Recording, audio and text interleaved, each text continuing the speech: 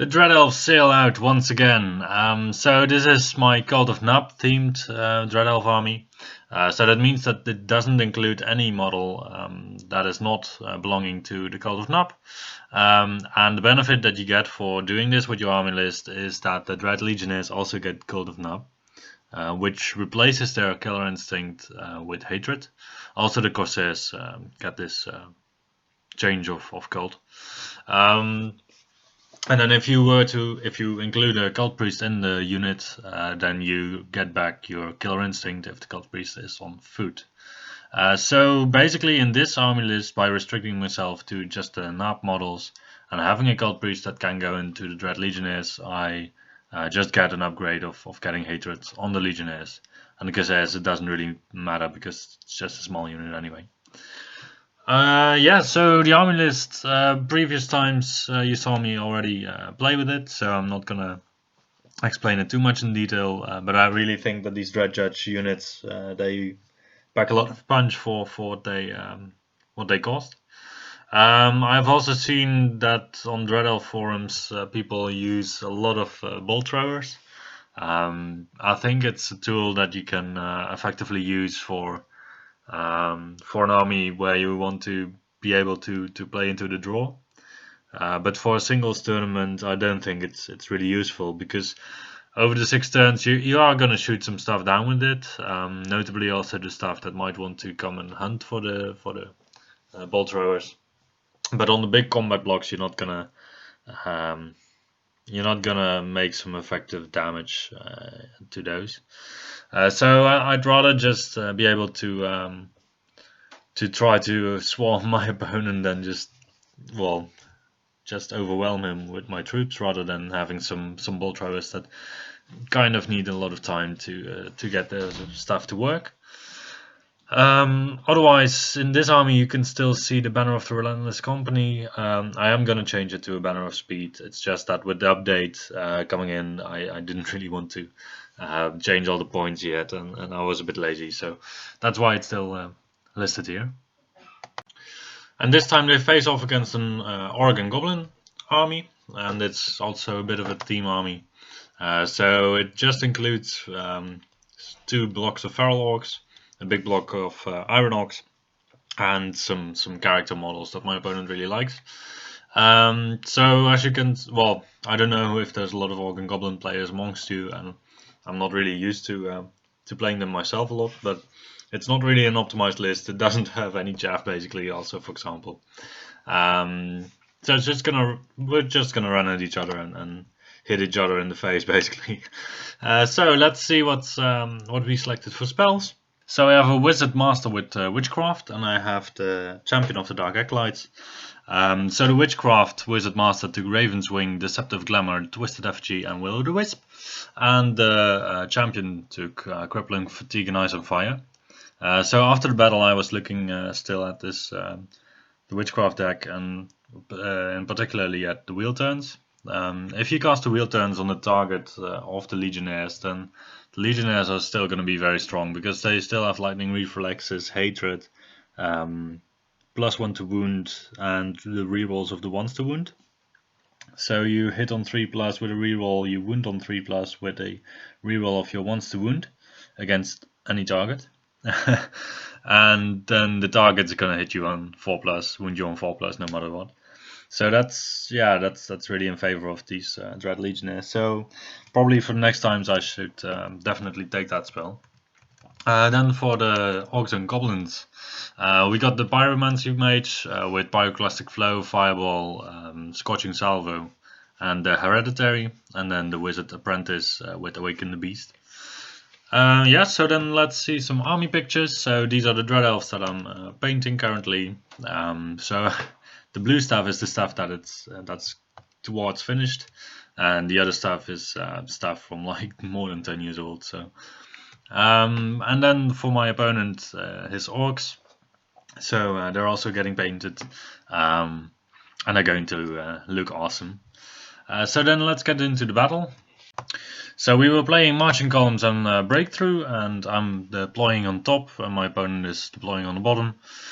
So with marching columns, you have the first 3 drops, during which you cannot drop the army. But as I was going first, I was quite sure to be able to get first turn if I wanted. So that is what I started focusing on.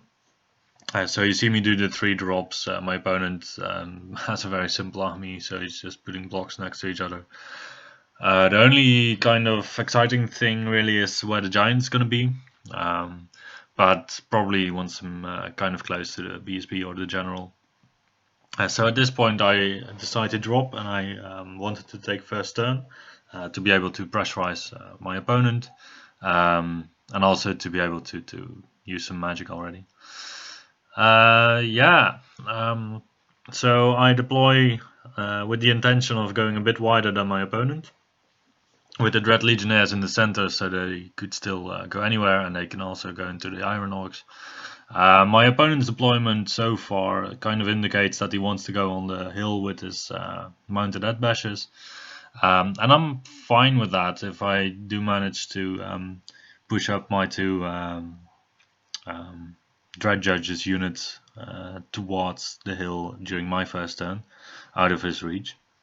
Because then if he goes on, then I can just easily countercharge, or easily just charge him rather than countercharge, and then probably I'll just go through the unit in one clean go. So then my opponent deploys, and he uses the building to protect his flank, which I would say is quite a wise thing to do there. So yeah, in my deployment, one thing you can still notice is that my Blades of Nap are all the way on the left. This was because my opponent didn't deploy his Feral Orc units yet. They are the targets for this unit, so I wanted it on the left there, and in the end you can see that this worked out quite well. So now we were looking at these at how we deployed, and I actually realized that my opponent only had 3 drops left when I dropped, or 4 drops left when I dropped everything. So that meant that we did have to roll off to see who goes first, and my opponent actually won the roll and decided to go first. So that was something that I didn't really see coming when I was deploying, but I don't think it would have changed my deployment in any way. So maybe I would have made sure a little bit more that my units would be within leadership range of the general and of the BSB. But otherwise, this is the deployment. And then when we made the roll off, my opponent actually won the roll off, so he was allowed to start first turn. So even though my deployment was totally not focused on this, I would say that I didn't really mind too much, because I was gonna have the last turn like this. Yeah, so my opponent just moves up, just semi-aggressively, I would say. So in terms of range potential, both of us don't really have a lot. My opponent has his Wizard Master on Pyromancy, and I play an Elf army, so that is quite good for him. But on the other hand, probably I have the movement game, so on the long term, if I do manage to survive his Pyromancy magic, I might be able to outmaneuver him, especially also with the Witchcraft magic, and get him in combat in places where he doesn't want to be. But you can see that he puts his mounted head bashes on top of the hill, which is what I already expected when he put him behind the hill. And the only thing that I found a little bit of a shame is that I was not able now to put pressure with the Dread Judges on the hill, just because the Iron Orcs are also close, and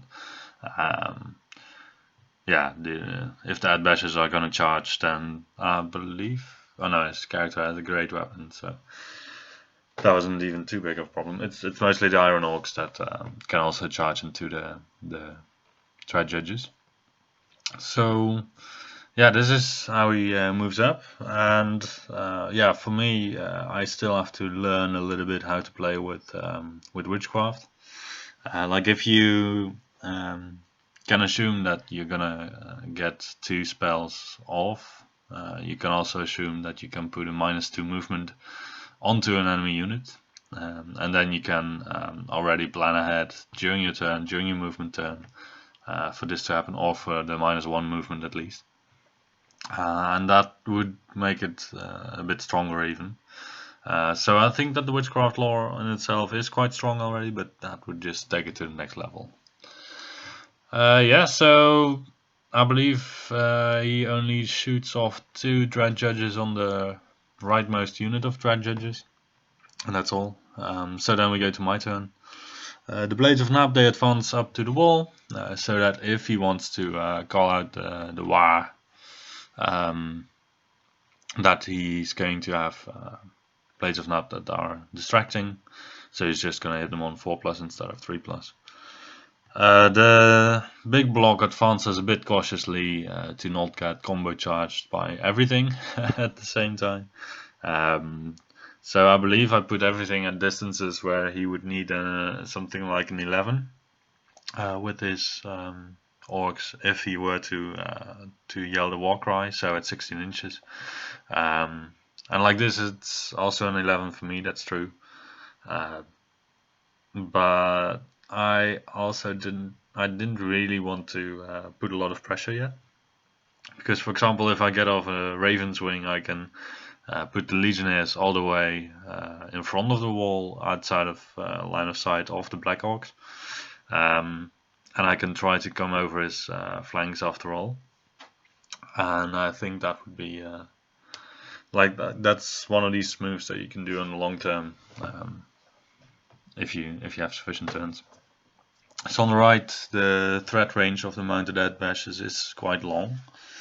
So I tried to just move away with most of the units, and then I had this one unit of Dread Judges that really couldn't get away.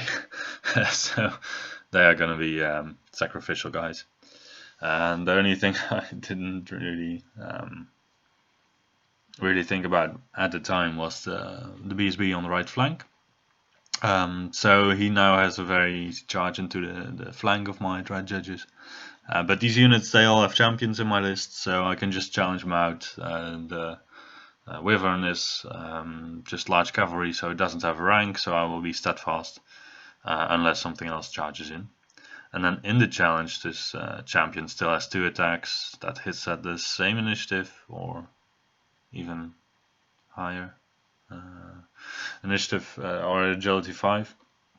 At his Orc Chief with Hatred, Strength 6 and Lethal Strike. So yeah, whilst I don't do the 2 wounds on this guy, I will still be able probably to do just 1 wound. Yeah, so that's how I move up first turn, just a little bit cautiously, and also I was trying to buy some time for my Dread Judges on the left of the screen to catch up with the rest of the army. So I'm planning ahead and thinking that the Blades of Nab will just be a sacrificial unit to thin the ranks in the Feral Orc unit, and then the Blades of the Dread Judges can move up and try to go in to finish the job. Yeah, so then my opponent, he doesn't call the war yet. I was a little bit sad about that, because sometimes you can lure Orc players into calling the war, and then when they do, it's better for you probably, because you accounted for it. And then there comes the point where you can't really get away anymore with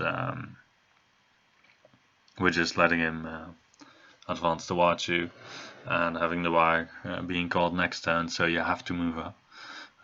So I see a lot of Orc players just use the war for 1 charge in the early game, but just taking hold of it until like turn 3, depending on the list, is also quite good, I think. Yeah, so he moves up and he doesn't charge in too enthusiastically. His Battle Standard Bearer does go into the Dread Judges. And for magic, the spells that he casts were not too crazy, I believe. I believe this turn I used my Binding Scroll onto his Pyroclastic Flow. if I'm right. So yeah, I believe I did. So in the combat, I do break actually with the Dread Judges. My opponent does elect to not to pursue because he thought that if he were to pursue, he would give me a free charge with the Dread Legionnaires and then an overrun somewhere else. So instead, he just stays where he is, and then I declare a charge with both the Raptor Chariot and the Dread Judges. The Dread Judges have to get like a 10 or an 11 to get there, but if they get there, they can get an overrun, a nice overrun into the Orc Boys, on the mounted Orc Boys. So the Dread Judges don't make it, but the Chariot does, and the Chariot itself is also quite a sturdy wagon. So I also declared a charge with the Blades of Nab onto the Feral Orcs, which was also like an 11 or a 12. It's one of these charges that if you manage to make them, then it's going to make a difference. If you don't, then nothing bad happens. So, and otherwise, I would have still be stuck in the position where I am now, because I didn't want to go too much forward to allow my opponent an easy charge. So in the middle, the Dread Judges stay ready again, and I try to force my opponent into charging into my Dread Legionnaires, and preferably I only want one combat block in there. So I try to block the overrun of the Black Hawks into my unit. So I made a bit of a mistake here, because the Black Orcs, they can charge into the Harpies, and then the mounted Orcs, mounted Edbasher on the hill, they can charge into the Dread Judges. And if that happens, then my opponent can first do the combat with the Dread Judges, then do the combat with the Harpies. The Dread Judges are going to be gone, the Harpies are going to be gone, and the Black Orcs have an overrun into the Legionnaires. So I could have easily prevented that by just tilting the Harpies a bit more. Yeah, I just had plenty of space. I should have just put them like 3 wide there. But I was probably a bit lazy there. So yeah, this is how the table looks now. And this witchcraft is really a funny law, because the kind of choices that you have to give your opponent are sometimes not very good for him. Like, you can give random movement to units that actually want to charge in somewhere, because then they might be in the way of your opponent's unit. And also the wheel turns that I should have taken at this range makes a lot of difference. And yeah, that's just a lot of versatility in the lore, but it's really nice to also have a support caster that can help out with the casting a bit, because sometimes you feel like you're a bit stuck for spells, and you don't have the ideal stuff in your spell deck. So this champion on the Dark Acolytes really helps out there. So I believe it's this magic phase that I cast Eyes on Fire onto the mounted Feral Advisor unit on the hill. And my opponent thought he had to let it through because of the combat upcoming in the next round. And I managed to do 5 wounds onto the unit. So that was great for me. And also I managed to get Deceptive Glamour for -1 offensive skill onto the Feral Orc Adbashers. So this takes them to offensive 4, meaning they need 4s to hit on my Dread Legionnaires instead of the 3s with the offensive 5. And then I put the -1 advance onto the Giant, because he is further away from the rest, so he might be able to charge in with Swift Stride if he yells the Warcry at the distance that he is at with the advance 7. Or even 8 with the +1 from the wire. But if he has -1 movement, it's obviously a little bit more tricky. So my opponent charges in, and the Feral Orcs, they make a failed charge, unfortunately. My opponent does use the warg, so the giant actually does manage to get into the unit. And well, as we discussed earlier, the Black Orcs go into the Harpies, the Mounted Death Bashers go into the Dread Judges. So yeah, I was still thinking. I saw the misplay, and I was thinking like, what would happen if I were to flee? Probably if I were to flee, the mounted Bashers would go into the flank of my Legionnaire unit, so that would be even worse. So that's why I elected to just stand and take the charge. But had the Harpies been in a better position, this would have been a different game.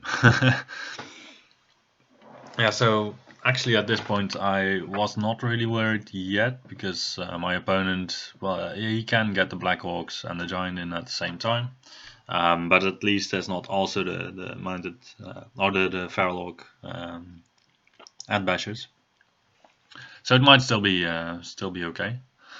Then we go to magic. So the spell that I really want to dispel is the Orc and Goblin Hereditary, bring the pain onto the Dread Legionnaires. So I don't actually know what my opponent cast this turn. Maybe some fire magic. I think so. I believe he tried to remove some acolytes, or I don't remember actually.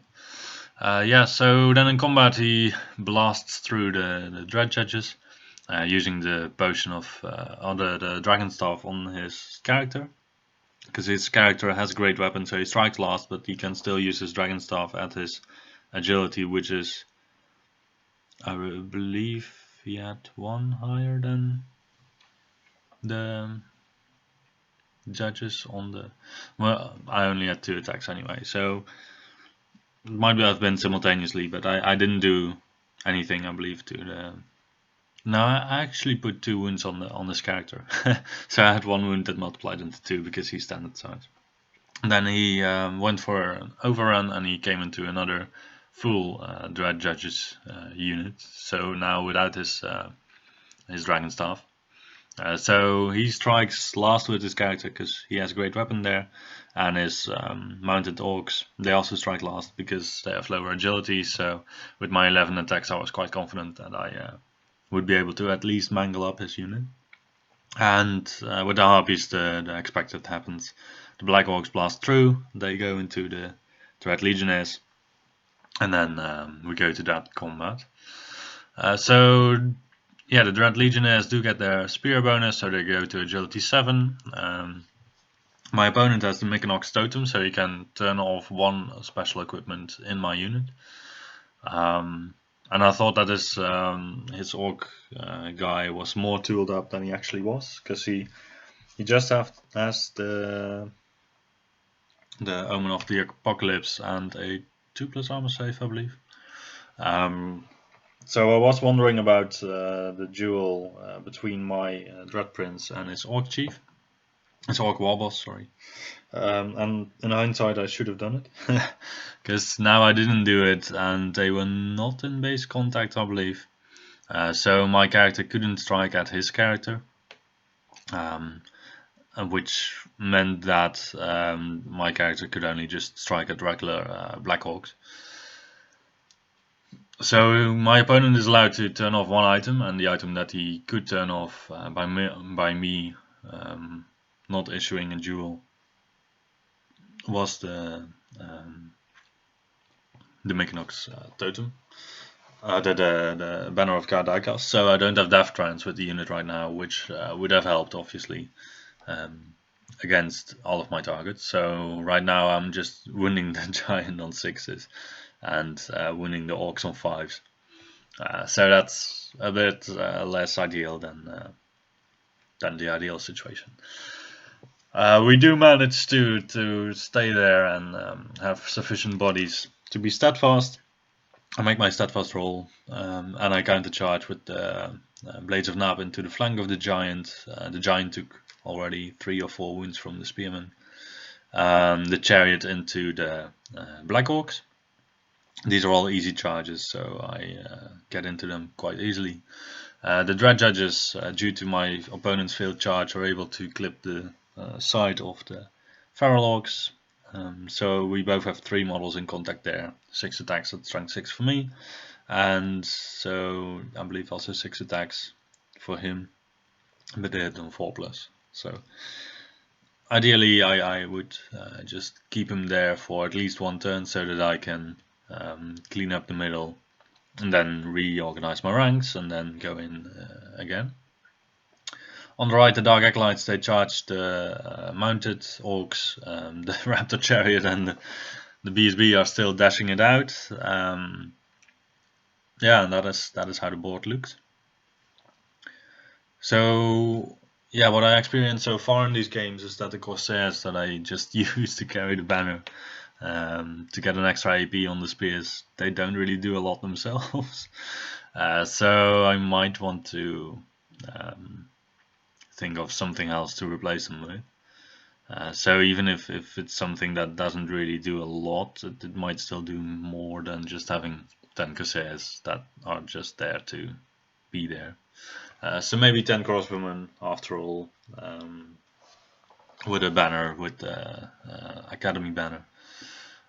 So that they can still get some shots in if they see something that's gigantic, because that might still be better than the Corsairs. But then on the other hand, if the Corsairs get in combat where the enemy doesn't have any AP, they're quite okay with the paired weapons. So they still have 15 attacks with hatred. So they can still compete with some kind of combat units, whilst repeater auxiliaries they actually can't. Yeah, but anyway, that's some considerations for the future list building. We go into a lot of dice rolling, just get some spells off and to resolve some combats. So the Dread Judges, they completely annihilate these orcs that went into the unit of 10.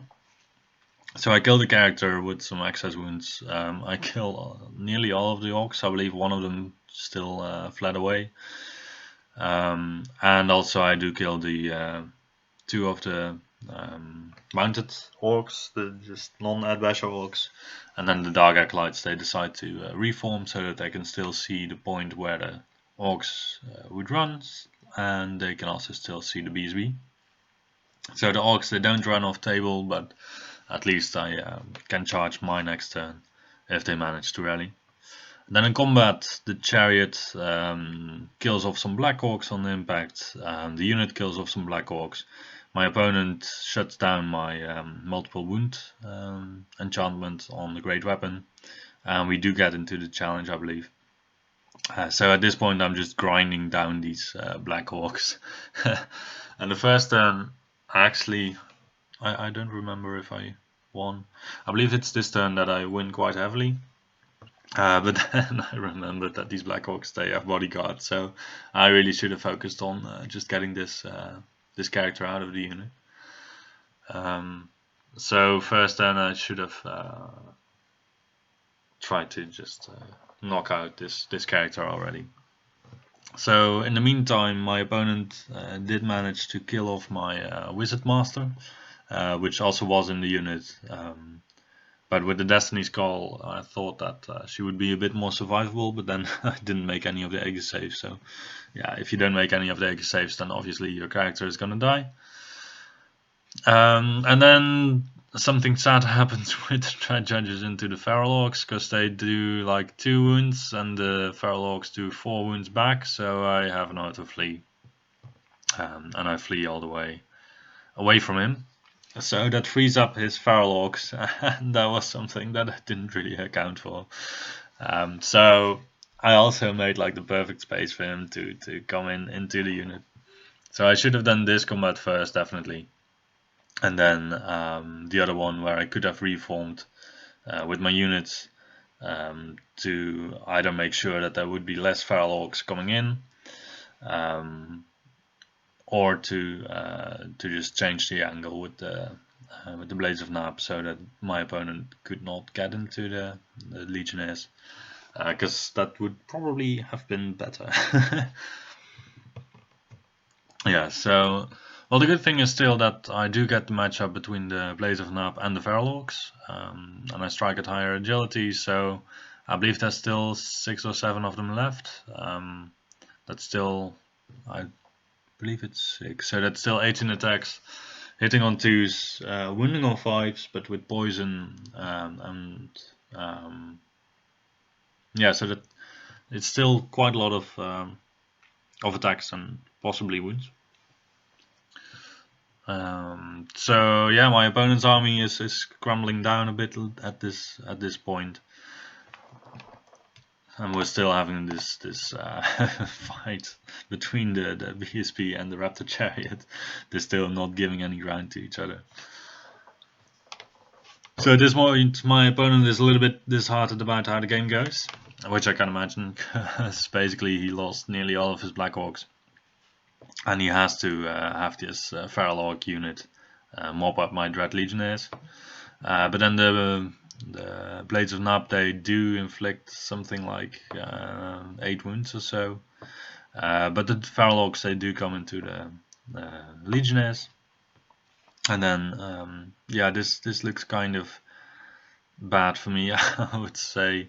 But I still do have a lot of bodies in my Legionnaire unit, because I'm deployed 8 wide, so I still have like 20 something, 25, 23 guys, something like that. So I actually outnumber my my opponent a little bit, but it's really close. So far, the amount of points that my opponent put into the mopping up of this Dread Legionnaire unit is quite absurd, because he put in a unit of Black Orcs that's the same price with the character as my unit is, and then I discount the Wizard Master because, well, she's not really supposed to be in the unit, and the unit is also a bit of a dangerous place for her. So the unit of Black Orcs with the character is, I believe, equal points to the Legionnaires. The giant that went in is another like 300 to 400 points, and then this block of Feral Orcs is another like 500 points. And these Legionnaires, yeah, they are good, but they're really good at mopping up Orcs, I found. And then if you can even boost it even further with wheel turns, then it really gets ridiculous. So my opponent does kill some ranks of mine, but I do maintain my my 2 full ranks to remain steadfast, because I do believe that this is a round where he wins the combat. But as you can see from the board state, I still have a counter charge into the side with my Dark Acolytes. And yeah, as you can see, I lost combat, the Raptor Chariot flees away. But this is still a matchup that at this point I'm quite confident about, because I have higher agility, I have the Dark Acolytes that can charge into the side of the Feral Orcs. And that's 9 attacks that hit on 2s, wound on 4s, with poison also. So that's kind of similar to what the Blades of Nab did, but then with strength 4 and only half the attacks, unfortunately. But still, if I manage to remove like 4 or 5 of these ad bashers, then the odds are still going to be worse for my opponent there. And otherwise, we just move up. Yeah, and then the chariot actually got destroyed by the BSB of my opponent. I do manage to charge in now with a unit of Dread Judges. So these small units are really funny, because they just hit like a ton of trucks, and if your opponent doesn't do anything about them before they hit combat, they can be absolutely devastating. The Dark Acolytes, they charged the rallied mounted orcs on the right. And then without magic we quickly advance. So the Dread Judges, they remove the BSB from the field, they overrun onto the hill, and they have a line of sight on the Wizard Apprentice now and the side of the Mage Bunker of my opponent.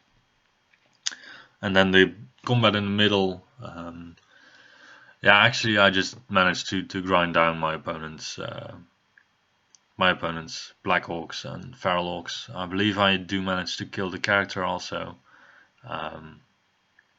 I'm not sure. I think it's the champion. I think at this point I started to challenge or to duel out my opponent's champion. So it's something that I should have done way earlier. Um, and the Dark Acolytes unfortunately only do a couple of wounds, like 2 wounds to the Feral Orcs. But still, I managed to stick. My opponent manages to stay in the combat. And yeah, then we go afterwards to his turn. So I believe this round he also had the Bring the Pain on my unit, which really is not the best spell to have on your unit when you get hit by orcs. So my opponent is looking at some angles for his big block of combat res. He tries to make a charge. He unfortunately fails to charge. So in conclusion, I think that this Dread Elf list actually works quite well. So I don't know how well aware people are of this Dread Legionnaire unit with Hatred and Killer Instinct and all the rules and the combination with the Witchcraft magic with also the wheel turns, for example. And I think it's a list that can really thrive in a combat heavy meta. So because if you look now at the points that I still have left standing, my opponent has my Raptor Chariots, he has half of the Dread Legionnaires. He has a unit of Dread Judges, and he has the Blades of Nab and the Harpies, and that's it, I believe. Whilst by this point I nearly have his entire army and we still play an entire round, so I'm still able to charge into his Feral Orc non-Adbasher unit with his Wizard Master. So in the end I do manage to get all the points of his army. So if you count out, I actually end up at a 17-3, and then with the secondary objective of breakthrough, I win the game 20-0 actually. So it was really a bloody game, but apparently this is what works still. So obviously my opponent had a list that is not really optimized because he didn't have any chaff unit, and I think at least that it's essential for any successful list to have some chaff units. But yeah, maybe I'm wrong there. There's also players that that don't play with a lot of chaff or none at all. But yeah, chaff really saves you some games. Sometimes it also makes you big misplays, like with the Harpies in this game. But yeah, generally I think it's really essential. So yeah, the last combat we do, I should still count as Wizard Master that he also got of my army. So then maybe we go to a 19-1 or a 18-2, but it's still a big massacre for the Dread Elves. So we go into the combat. I was a little bit worried about these Feral Orcs, but I believe they don't have paired weapons, and they don't have, well, they're not Adbashers. So that's it basically. The Orcs die, the Dread Elves win. Yay! See you next time.